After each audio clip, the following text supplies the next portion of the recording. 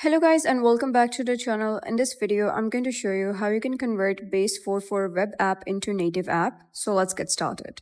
First of all, you're going to simply preview your Base44 app that you just created, and then you're going to click on publish over here at the top right. You're going to make sure that your application is first published, and then you're going to copy the URL. So you can click on edit URL and simply type down the URL that you want.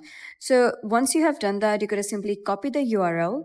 Then you're going to head over to any of the website that will convert your web app to native app. So you can simply go to the search bar, search for converting a web app to native app, and then you can open any application you want, but I suggest median.co because it is really easy to use. You're going to simply head over to median.co and then simply scroll down and you'll be able to see a box that says enter any URL to try it out.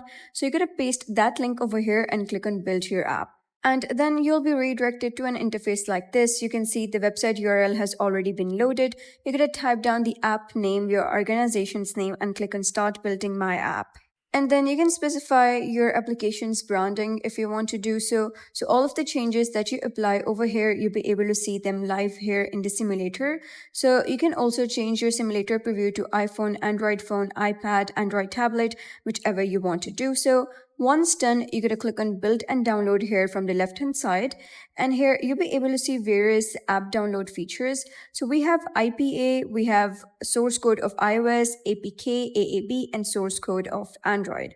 So if you want to do it for Android, you're going to simply click on build and just wait for it to get built. And for IPA, you'll need some further configuration of iOS. So once you have done that, you can simply click on build for IPA as well. So simply wait for it to get built. Once done, you'll be able to see a download button. So simply click on download and you'll be able to see options of download as APK, download as AAB, or install on Android device. So you can simply download your native application.